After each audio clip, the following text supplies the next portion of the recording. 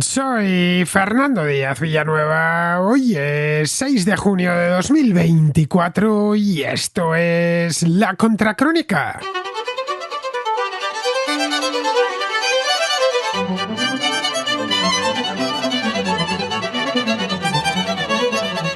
Este lunes concluyó el recuento de votos de las elecciones de la India, que se han celebrado a lo largo del último mes y medio. El favorito era el actual primer ministro, Narendra Modi, y según los resultados preliminares, revalidará el cargo por tercera vez consecutiva. Eso sí, esta vez sin mayoría absoluta. En esta legislatura tendrá que depender de socios parlamentarios para superar el umbral de los 272 escaños necesarios para poder gobernar con tranquilidad. Modi llegó al poder en 2014, hace ya 10 años, con su partido, el Bharatiya Janata o Partido del Pueblo Indio, cosechando una cómoda mayoría absoluta que incrementó en las elecciones de 2019. Pero 10 años al frente del país más poblado del mundo y la mayor de las democracias desgastan a cualquiera, también a Modi, cuyo personalísimo estilo de mandar tiene muchos partidarios en la India, pero también muchos detractores. Por de pronto ha hecho historia, ya que solo él y Jawaharlal Nehru, uno de los padres de la India, han conseguido gobernar más de 2 mandatos seguidos. Eso sí, esperaban mejores resultados y superar la barrera de los 300 escaños propios, con los que contaba desde las anteriores elecciones. Ahora tendrá que alcanzar esa cifra que considera simbólica mediante aliados. Modi es, de cualquier manera, un líder muy divisivo dentro del país. O se le ama o se le odia, no hay término medio. Durante la campaña empezó hablando de sus logros económicos, 10 años mágicos en la historia de la India en los que el país ha crecido con fuerza. Pero pronto pasó a atacar a los musulmanes, a quienes considera responsables de todo lo malo que le sucede al país. Esta ha sido la constante de Modi en sus 2 mandatos. Ha tratado de promocionar la identidad hindú como elemento identitario para toda la India. Pero en el país hay muchos musulmanes, tantos como 200 millones, el 15% de la población, que se sienten atacados por Modi, por su partido y por muchos de sus simpatizantes. Pero ese mensaje nacionalista no ha cuajado tanto como en anteriores ocasiones. Parte de su base electoral parece haber votado en clave económica. Muchos votantes cuestionan la desconexión entre las 2 Indias. Por un lado, la de esa India famosa en el extranjero, una potencia mundial llena de magnates multimillonarios, y por otro, la India, también muy conocida en el extranjero, esa India de cientos de millones de indios que viven con lo opuesto y sus perspectivas de futuro no pintan demasiado bien. Frente a eso, el repetitivo mensaje de la identidad hindú, la conocida como Hindutva, y la amenaza musulmana poco podía aportar a los indios, que llegan a duras penas a final de mes y que se plantean emigrar. La inflación es más alta de lo habitual, también lo es el desempleo y las formas de Modi se antojan dictatoriales para muchos indios, especialmente para los que militan en partidos opositores o para los periodistas críticos. La India es un país demasiado grande, demasiado poblado, demasiado diverso como para que un argumento semejante funcione durante mucho tiempo. Pero a pesar de ello, Modi ha vuelto a ganar. Podrá gobernar 5 años más, pero dependiendo de socios en el Parlamento. Algo normal en la India, pero a lo que él no estaba acostumbrado.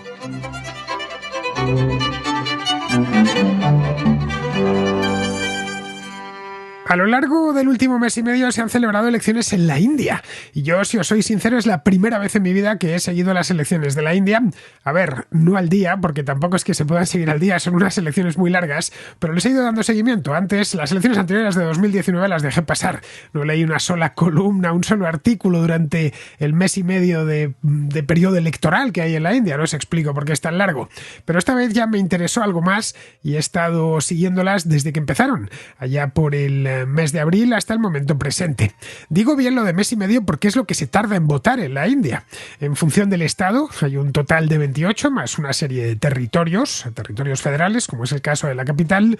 Bien, pues en función del estado, del territorio en el que se estén, sus ciudadanos están llamados a votar en diferentes días. Hay 7 zonas que quedan establecidas de antemano.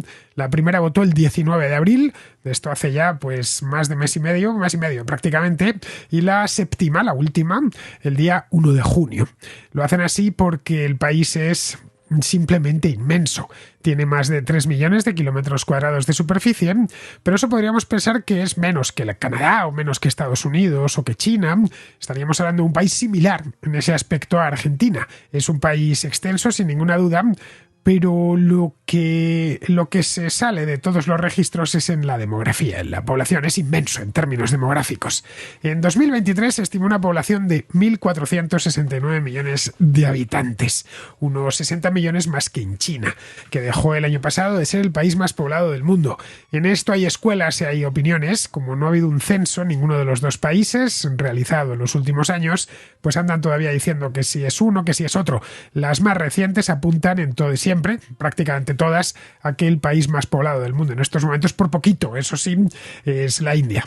Y conforme vaya transcurriendo lo que queda de década, la India se irá separando más porque ha tenido una natalidad mayor en los últimos años. Vamos, que hay muchos más niños en la India que en China y siguen naciendo más niños en la India que en China. Es decir, que ha llegado para quedarse. No sabemos si fue en 2023, será en 2024 o en 2025, pero ya podemos hablar que la India es el país más poblado del mundo. Luego es además una población muy joven. Os decía que hay muchos niños, y es que hay muchísimos, de 28 años de promedio. Eso es lo que tiene el indio medio, ya digo. En China, para que nos hagamos una idea, es de 39 años y en los países europeos supera holgadamente los 40. En algunos se planta incluso casi en los 50. Esto para que nos hagamos una idea de la edad media de los indios. No es tan baja como en algunos países del centro de África, que ronda los 18 o los 19 años, pero no tan avanzada como en los países europeos. Pero no solo es grande y poblado, también es que es muy diverso. Es un país diversísimo y difícil de hincar el diente. La Constitución reconoce un total de 22 lenguas. Sin que además luego hay muchas más. Se dice que hay cientos de lenguas en la India y es muy posible, pero 22 son las principales. Es decir, que tienen un número de hablantes lo suficientemente grande como para que se les reconozca la oficialidad en todo el país. No hay tampoco una lengua franca clara, como sucede en otros países con muchas lenguas. Podría serlo el hindi, que lo habla aproximadamente el 40% de la población. Pero la realidad es que no todos los indios lo conocen, así que emplean el inglés como lengua franca. Esa es la razón por la cual cuando vemos a un indio nos dirigimos a él en inglés, aunque sepamos hindi. No es mi caso, por supuesto, yo no sé nada de hindi, pero si lo supiese y viese un indio, no sabría muy bien, a no ser que le haya oído hablar antes, si me va a responder o no me va a responder en hindi. Esa es la razón por la cual los indios suelen hablar inglés. Lo hablan con su acento tan gracioso y tan peculiar. Hay idiomas, como el bengalí, por ejemplo, que tienen, ojo, solo en la India unos 100 millones de hablantes, a los que habría que sumarle pues tranquilamente 150 o 200 millones más que viven en Bangladesh. El marathi, por ejemplo, lo hablan unos 80 millones de personas. El telugu, por ejemplo, lo hablan lo mismo, 75, 80 millones de personas. Estamos hablando de lenguas que habla muchísima gente en espacios realmente pequeños. Tened en cuenta que la lengua más hablada del continente europeo es el alemán, que ronda los 100 millones, más o menos, pero otras, como el francés, el inglés o el castellano, que en concreto el castellano y el inglés hablan mucho por el mundo, en Europa están circunscritas a sus respectivos países y no llegan a los 100 millones ni de lejos. Bien, pues solo el bengalí, como os digo, tiene solo en la India 100 millones de hablantes. Esos hablantes a veces aprenden hindi, y otras veces, las más, todo hay que decirlo, se limitan a lo básico y se entienden con el resto de indios en inglés, ya que les sirve de lengua franca para entenderse entre ellos y además con el resto del mundo. Esta diversidad, que no es de ahora, esto estaba allí ya cuando nació la India, obligó a los padres de la India a crear un estado federal, con 28 estados dotados de gran autonomía política. Durante sus primeras décadas de vida, los años 50, 60, el estado central tuvo más competencias, pero ya a partir de los años 90 fueron recortándose en favor de los estados. El estado más poblado de todos es el de Uttar Pradesh, que está en el norte, que tiene solo ese estado 243 millones de habitantes. Esto le convierte en la división subestatal más poblada del mundo. Delhi, la capital, está entre Uttar Pradesh y Haryana, y solo Delhi tiene 17 millones de habitantes. Vamos, si Uttar Pradesh fuese un país independiente, sería el quinto más poblado del mundo, detrás de Indonesia y de Estados Unidos, pero delante de Nigeria, de Pakistán o de Brasil. Esto para que sepamos poner en perspectiva el tema de la población, solo uno de los estados. Como veis, en un país semejante, que realmente es un continente en miniatura, de hecho, es más grande y diverso que la propia Europa, no cabe otra que tomarse esto de las elecciones con calma. El hecho mismo de que se celebren cada 5 años y que sean en líneas generales bastante limpias, es de por sí casi podríamos denominarlo de pequeño milagro. Que todo salga, aunque sea de manera lenta, pero que todo salga bien y que todo haya salido bien desde la fundación del Estado. Pero los indios, que tienen su Estado independiente desde el año 47, o sea, son 77 años, pues se las han apañado para hacerlo funcionar y al menos para no dividirse, es decir, para que aquella Unión India, aquella República Federal, no salte por los aires. Esto se debe en buena medida a que hay grandes partidos nacionales. El más famoso y desde luego el más antiguo de todos ellos es el Congreso Nacional Indio. Este es un partido cuyos orígenes hay que remontarse a finales del siglo XIX, en pleno rush británico de la India. Bueno, el Congreso Nacional Indio es el partido de Gandhi, el partido de Nehru, es también el que más tiempo ha gobernado. Del 47 al 77 lo hicieron de forma ininterrumpida. Luego volvieron al poder entre el 80 y el 89 con Indira Gandhi y con Rajiv Gandhi, madre e hijo. A los dos los asesinaron, por cierto. Esto fue Luego ya del 91 al 96 volvieron con Narasimha Rao y de 2004 a 2009 con Manmohan Singh. Esta ha sido si tomásemos la historia política completa de la India, una de las cosas que veríamos es que el Congreso Nacional Indio ha sido en la mayor parte de su historia. La India es un país de historia milenaria, pero la República de la India apenas no llega a 80 años. Veremos que el Congreso Nacional ha sido el partido hegemónico. Mientras la salida de Singh del poder, este fue en el año 2014, llegó un tipo llamado Narendra Modi, que en aquel entonces, pues fuera de la India no le conocía nadie. En la India era algo más conocido porque había sido gobernador de Gujarat, pero fuera de la India nadie sabía. De hecho, hubo que repartir poco menos que biografías porque nadie acertaba a ver de dónde provenía y cuál iba a ser su política y cuáles eran sus ideas. Bueno, sus ideas ya las había mostrado siendo gobernador de Gujarat. Bien, ese año ganó las elecciones con mayoría absoluta. Modi pertenece a un partido llamado Bharatiya Janata, Partido del Pueblo Indio. Bharatiya, Bharat, es el nombre que con el que los indios, o mejor dicho, los indis, los que hablan hindi, llaman a la India. Esto de India es una palabra griega, no olvidemos, que luego ha pasado a prácticamente todas las lenguas europeas, yo creo que a todas, pero la manera en la que ellos se llamaban no era así. Es una palabra que viene del griego, en tanto que los griegos llegaron hasta el río Indus, es decir, al río Indo, que ni siquiera está en la India, que está en Pakistán. Pero bueno, el hecho es que cada vez que leáis lo de Bharat o Bharatilla o algo así, significa con BH, no hay una H intercalada ahí. Significa que es algo relativo a la India. Lo de Janata debe de ser pueblo. Bien, las ideas del Bharatiya Janata son a grandes rasgos conservadoras y nacionalistas.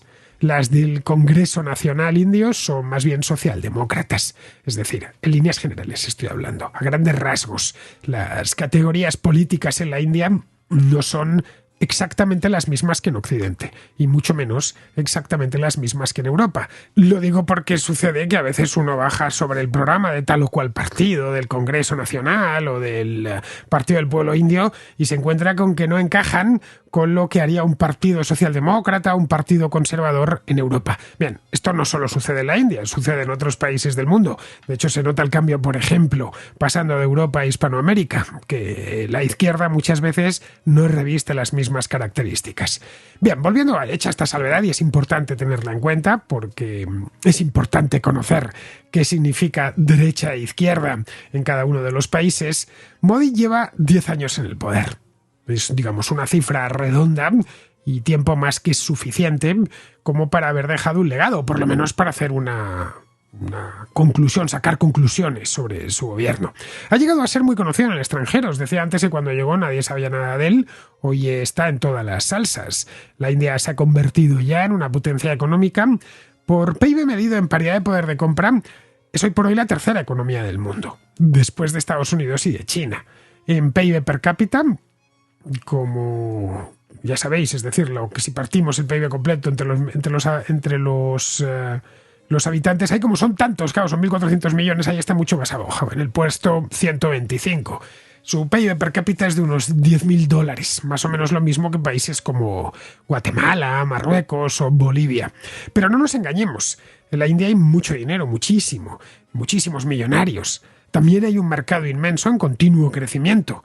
Vamos, que sigue siendo un país del tercer mundo, pero año tras año va lenta pero decididamente escalando posiciones.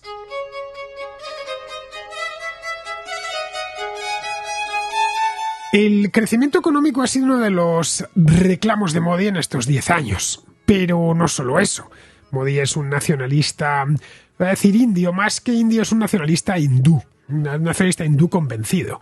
Eso, por lo tanto, le convierte en un antimusulmán y en alguien de quien desconfían los indios que no hablan hindi. Pero a pesar de todo eso ha sido muy popular durante estos años y sigue siéndolo. En esta década en el poder nunca ha tenido que depender de socios de coalición, lo cual, dentro del sistema político indio, ya es una rareza. Esto de por sí es reseñable, porque los gobiernos de coalición han sido lo normal en la India desde hace 40 años. De cualquier modo, la supremacía de su partido, el Bharatiya Janata, durante estos últimos 10 años ha sido el resultado de varios factores que han coincidido en estos años. Con Modi, el partido tenía a un líder de estos que aparecen una vez cada mucho tiempo, un tipo con muchísimo carisma, y eso le ponía muy por encima de sus contrincantes, tipos mucho más planos a quienes les costaba llegar al electorado. Y les sigue sucediendo, en esto no han cambiado. Luego, su insistencia en recordar que existe una identidad india, asociada obviamente para Modi a lo hindú, el crecimiento económico, que ha sido sostenido en los últimos 10 años, muchos programas asistenciales financiados por la bonanza económica, y el hecho de que la India jugase fuerte en el panorama internacional han convencido a muchos indios de que Narendra Modi es su hombre, el único capaz de estar a la altura de otros grandes líderes internacionales, así llamémoslos muy testosterónicos como Xi Jinping o Vladimir Putin o Donald Trump.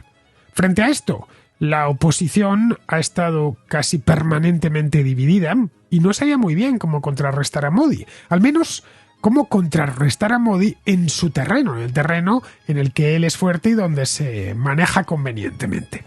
La hegemonía del Janata presagiaba, de hecho, hace no tanto, hasta estas mismas elecciones que han sorprendido, un dominio del panorama político indio absoluto en el futuro, y cuando hablo del futuro hablo de los próximos 10 años, de los próximos 2 mandatos.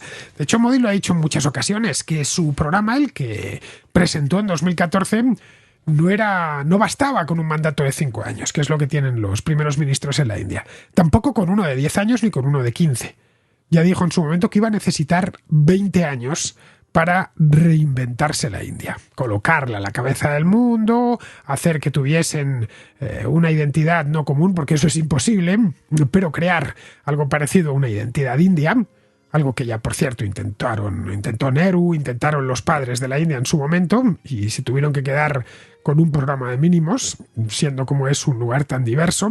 Pero bueno, que la idea que tenía este hombre era esa, 20 años en el poder. Hoy ya tiene casi 74 años, así que si gobernase 10 años más se metería en los 94, sí, 93, 94 años, sería casi centenario si es que llega vivo hasta ese momento. El hecho es que cuando una vez estás en la cima, todo es para abajo. Esa es la realidad.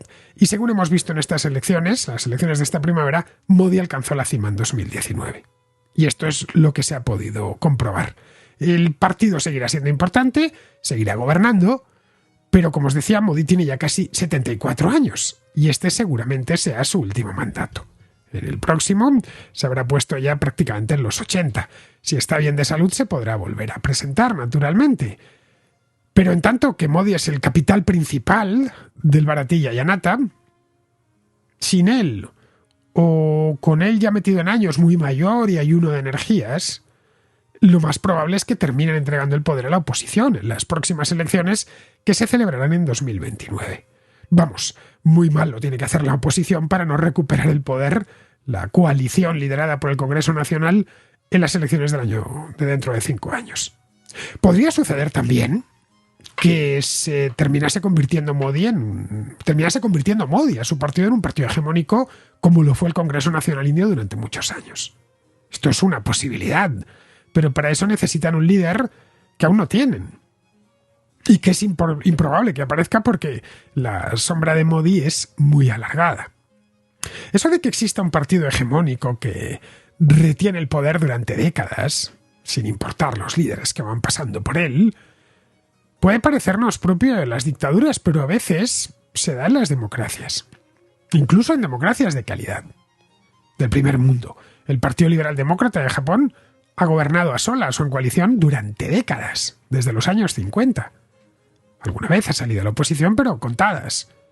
Los demócratas cristianos italianos monopolizaron el poder durante 40 años, o casi 40 años hasta su desaparición a mediados de los 90. El Partido Revolucionario Institucional, el PRI de México, lo hablábamos aquí el lunes, hizo lo mismo. Pues desde los años 20 hasta el año 2000, durante 70 años. Estos partidos hegemónicos o dominantes parecen inexpugnables, hasta que dejan de serlo, claro. En algunos casos esto sucede cuando el desarrollo económico altera la estructura productiva del país, la demografía. Otras veces se debe a un acontecimiento extraordinario, como una guerra, una revolución, la independencia. En muchos países de África y de Asia, el partido que llevó al país a la independencia gozó de una legitimidad especial y retuvo el poder durante años. Pero poco a poco se va difuminando la memoria. Pasan las generaciones y esos acontecimientos heroicos se olvidan. Eso es lo que sucedió con el partido del Congreso en la India, que desempeñó un papel fundamental en la independencia del Reino Unido, pero eso, como es natural, con el tiempo se fue olvidando. El partido Janata lleva solo 10 años en el poder, no 30, y le quedan como mínimo otros 5. Pero tiene un problema, y es que está demasiado atado a una personalidad, que es la del propio Modi, y a un programa político de centralización del poder en Nueva Delhi y de fomento de la hinduidad, esto que os comentaba antes, la hindutva, que es como lo llaman allí. Eso no es del gusto de muchos indios, apegados a la autonomía de sus propios estados y sobre todo apegados a su propia identidad local. Esto es algo que Modi quiso pasar por alto desde el primer momento, a pesar de que él es de Gujarat. Fue jefe de gobierno de ese estado durante 13 años. Un estado en el que el hindi solo lo habla el 6% de la población. Él formaba parte de esa minoría. La mayor parte de habitantes de Gujarat hablan el idioma del estado, que es el gujarati. Lo que son en Gujarat es mayoritariamente hindúes, algo así como un 90%, pero vamos, también hay musulmanes, sikhs, jainistas, incluso cristianos. El cristianismo en la India, y creo que es casi un 3% de los indios son cristianos, no es algo que llevaran los europeos, como sucede, por ejemplo, en el África subsahariana. Hay cristianos en la India desde el siglo I, los llamados cristianos de Santo Tomás. Hay una leyenda que dice que el apóstol Santo Tomás, el incrédulo, el que tuvo que meter el dedo en el costado de Cristo para cerciorarse de que había resucitado, bueno, pues cuentan que Santo Tomás viajó a la India y estableció allí una comunidad cristiana. Bien, pues los cristianos, la mayor parte de cristianos indios vienen de ahí. Son algo así como 6 millones. 1500 años después ya llegaron los portugueses y se encontraron cristianos en la costa de Malabar, lo cual les sorprendió bastante. Trataron de llevarlos a la Iglesia Católica y lo consiguieron con algunos, de ahí que existan 2 iglesias católicas sui juris en la India, la Siro-Malankara y la Siro-Malabar. Hay otra ortodoxa que se negó a someterse al Papa de Roma. Resumiendo, que en casi ningún lugar de la India se puede construir una identidad sobre la religión o el idioma. Precisamente por eso los padres de la República insistieron en que la India era laica y plurilingüe. De hecho, ganar con una mayoría absoluta en la India es realmente difícil, porque es necesario convencer a demasiada gente, demasiado diferente, de lugares muy distantes entre sí. Después de casi 80 años, pues sí se ha ido construyendo un sentimiento nacional indio, pero no es equiparable al que pueda existir en los países europeos, que, salvo contadas excepciones, están perfectamente delimitados por fronteras lingüísticas. Ese gran proyecto de Modi de convertir al hindi en la lengua franca y a la religión hindú en algo así como la confesión de referencia es el que está fracasando. Y fracasa porque no podía y no puede funcionar por más que Modi le pusiese ganas. El hinduismo es la religión del 80% de los indios, pero el 20% no es agnóstico o ateo, como sucede en Occidente. Es musulmán, es sikh, es cristiano. Un 20% de la población en la India es mucha gente, casi 300 millones de personas. Pero bueno, mientras Modi intenta reinventar lo que significa ser indio, Los musulmanes del país dicen que se sienten cada vez más privados de sus derechos. Y los medios de comunicación y opositores políticos aseguran que son blanco continuo de la maquinaria gubernamental. Los distintos informes que se han ido publicando en los 2 últimos años aseguran que la India es menos libre tras una década de gobierno de Modi. Con los musulmanes la tiene especialmente tomada. En estas elecciones, el Bharatiya Janata, solo ha presentado un musulmán entre cientos de candidatos. Y Modi en un discurso se refirió a los musulmanes como infiltrados, y esto es textual, que tienen demasiados hijos. Bueno, esto ya lo hacía como gobernador de Gujarat, pero claro, ahí jugaba en casa. Otra cosa que podría estar pasando por alto es que gobierna sobre un país realmente joven. Lo veíamos antes.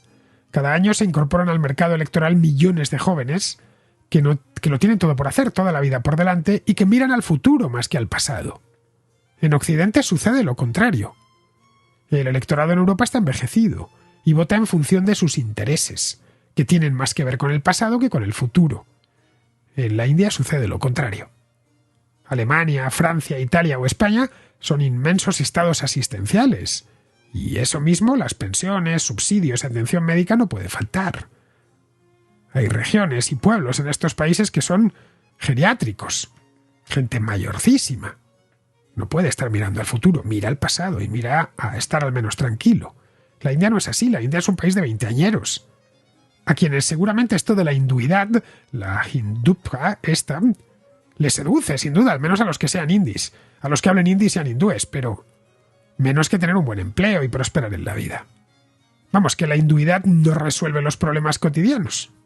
Aunque la India haya prosperado mucho en los últimos 25 años, sigue siendo un país pobre, que aunque por primera vez en su historia ha conseguido dar de comer a todos sus habitantes, tiene graves carencias, como un sistema educativo muy deficiente, una red de comunicaciones y unas infraestructuras francamente mejorables, y aunque hay empleo, los salarios son bajos. Incluso en las industrias más punteras, como la de la informática, que tiene su epicentro en la ciudad de Bangalore. Esta está en el sur del país, en el estado de Karnataka, donde, dicho sea de paso, cultivan un café de gran calidad. Esa es la razón por la que los jóvenes indios, los brillantes, se marchan a Estados Unidos, a Canadá o a Europa en cuanto pueden. Allí les esperan trabajos mejor remunerados y mayores expectativas de futuro. Esto es quizá lo que no termina de entender Modi, que en un país joven y que crece, un país que mira al futuro con optimismo, todo pasa o casi todo pasa por la economía y no tanto por la identidad. Tendrá ahora 5 años para darse cuenta y repensar desde cero su proyecto político. Vamos con la contrarréplica, empezamos con Ernesto, que nos habla del hackeo que ha sufrido la Dirección General de Tráfico. Hola Fernando, buenas tardes.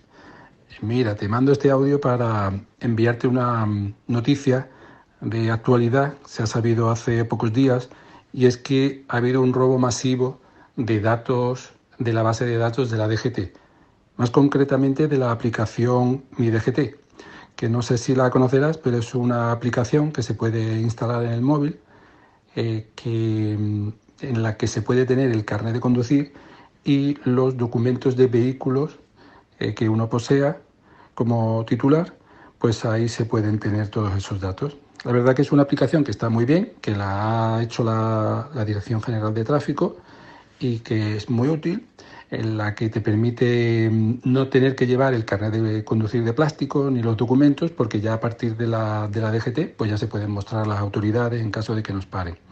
Es muy práctica, como ya digo.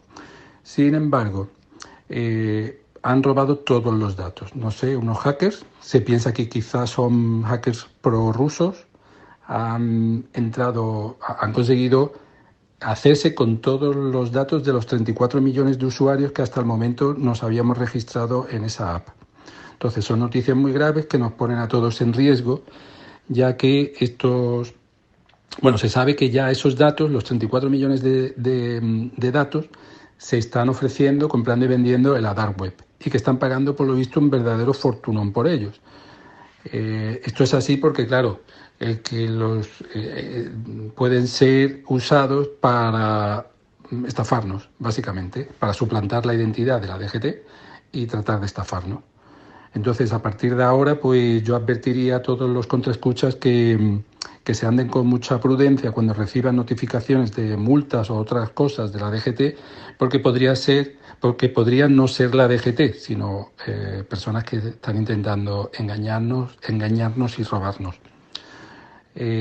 También advertir que la aplicación DGT está funcionando muy mal últimamente y que una de las cosas que le pasa es que quitan coches de propiedad que se han tenido y añaden otros que nunca se han tenido. Un funcionamiento muy anómalo el que está teniendo la aplicación estos últimos días, y se cree que es debido al hackeo y a los intentos de las autoridades de arreglarlo, entiendo. Y otra cosa que me llama mucho la atención es que las autoridades pues no han notificado, no han advertido a la población ni han dado publicidad de este robo de datos masivo. Probablemente porque no les conviene, claro, porque si no quedan como incompetentes, como lo que son, sobre todo a pocos días de la celebración de las elecciones europeas. Bueno, pues nada más. Un saludo y muchas gracias por el programa. Pues mira, Ernesto, lo leí hace unos días y me parece vergonzoso. No es la primera vez que le pasa algo así a la DGT, pero vamos, según pude leer, esta vez el hackeo ha sido masivo. Vamos, que entraron a saco en su base de datos y se han apoderado de los 34 millones de los datos de 34 millones de conductores, incluyéndome a ti y a mí. Estos datos, claro, incluyen nuestro DNI, nuestro domicilio, nuestro vehículo o vehículos, en el caso de que los tengamos, y el estado de nuestro seguro. Vamos, que solo les falta el número de nuestro número de teléfono, nuestro color favorito y ya tienen el paquete completo.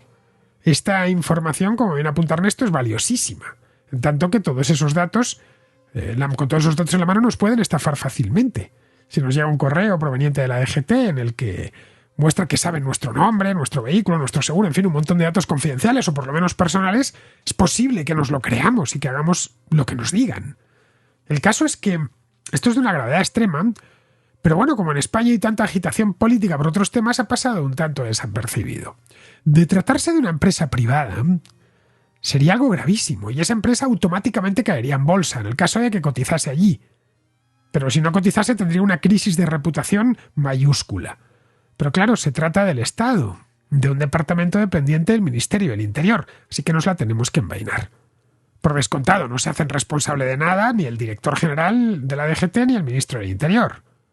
Eso de vigilar si vamos 10 kilómetros por hora más rápido en una autopista se les da muy bien, desde el helicóptero. Eso de cobrar tasas por casi cualquier cosa, también. Solo por las inspecciones técnicas de los vehículos se llevan 1 millonada cada año. No digamos ya lo de sermonearnos. Bueno, esa después de sancionar y de cobrar tasas es su afición predilecta. Son bien conocidos los anuncios que hacen para que vayamos despacio, nos pongamos el cinturón de seguridad o no utilicemos el teléfono móvil, que está muy bien, pero vamos, aquí el sermón se lo merecen ellos. Pero bueno, como era previsible, aquí no ha pasado nada.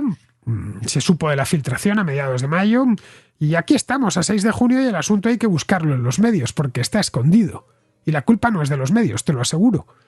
Yo lo he visto en todos, pero como no ha habido reacción política, ni, sinceramente te lo digo, tampoco ciudadana, pues se ha ido enterrando el asunto. Así que mi única recomendación es que tengáis mucho ojo si os llegan correos electrónicos o cartas provenientes de la DGT, porque podría tratarse de una estafa. No estaría de más que el director general, que se llama Pere Navarro, que lleva ahí toda la vida, por cierto, dimitiese. En cualquier otro país un hackeo de estas características, de esta envergadura, hubiese ocasionado la renuncia inmediata del responsable. Pero nada, estos conforme trincan el cargo ya no hay quien los saque de ahí, vamos, ni derramándoles aceite hirviendo en la espalda. Bien, seguimos con Antonio, que es de Asturias y que nos habla de la minoría rusa en Estonia, algo de lo que hablamos aquí la semana pasada. Comentarte que he estado 2 veces en Estonia en 2 periodos de 15 días y si Dios quiere este verano volveré otra vez 15 días. El tema que comentabas, por ejemplo, de las repúblicas bálticas, dabas una serie de razones por las que ese 30% de gente que hay en Estonia ahora mismo, bueno, en 25 creo recordar que ha ido bajando algo por la asimilación y demás. Hay una razón importante que creo que no mencionaste y es la económica. Hace unos años recuerdo que la renta respecto a Rusia era 5 veces mayor en Estonia, lo cual eso evidentemente retrae a mucha gente de habla rusa o de origen ruso el volver a Rusia. Ahora mismo, según los datos que estoy viendo, es unas 4 veces. Entonces, bueno, el dato económico evidentemente tiene su peso. Un abrazo. Pues sí, Antonio, una de las razones que refrena a los rusoparlantes de las repúblicas bálticas refrena de marcharse a Rusia es la económica, como es normal. Las tres repúblicas son países muy prósperos en comparación con Rusia. El empleo está mucho mejor remunerado que la Federación Rusa y además, y esto no es ninguna tontería, siendo estonios, lituanos o letones, son ciudadanos europeos y por lo tanto se pueden establecer y trabajar donde quieran dentro de los 27 países de la Unión Europea. Esto puede parecer una bobada, algo sin importancia, pero para muchas profesiones es importante. Un ruso parlante de Estonia puede establecerse en Finlandia, por ejemplo, en Alemania, en los Países Bajos o en Francia sin problemas. Los rusos de Rusia no pueden hacerlo. Se les exigen visados y no son fáciles de conseguir, menos ahora, tras la invasión de Ucrania. En el caso de que se trate de alguien que quiere montar una empresa o ser autónomo, es mucho más sencillo hacer esto en las repúblicas bálticas. Tienen menos regulaciones, menos burocracia y, sobre todo, mucha menos corrupción que en Rusia. Vamos, que si mi vocación es montar una empresa de cualquier cosa y soy un ruso parlante de Letonia, me plantearía mucho hacerlo en Rusia. Mejor lo haría en mi país de nacimiento, porque va a ser mucho más sencillo. No olvides que hay muchos europeos que se van a las repúblicas bálticas a montar empresas. Gente de España, de Francia, Alemania, Italia, de todas partes. Pero aparte de eso, de la cuestión económica, que indiscutiblemente es importante, hay también un elemento político. Las repúblicas bálticas son democracias plenas, y siempre es mejor vivir en un país libre que vivir en un país como Rusia, donde criticar al gobierno puede traer funestas consecuencias para ti. Son países en los que además el Estado de Derecho funciona, y hay seguridad jurídica. Ninguna de esas dos cosas se puede decir que estén en Rusia. Así que la cosa yo creo que está clara. Lo económico, lo político, lo personal. Porque por encima de todo está la vida cotidiana. Un ruso parlante de Estonia es un ruso parlante de Estonia. Es decir, es un tipo que ha nacido allí. Y seguramente sus padres también.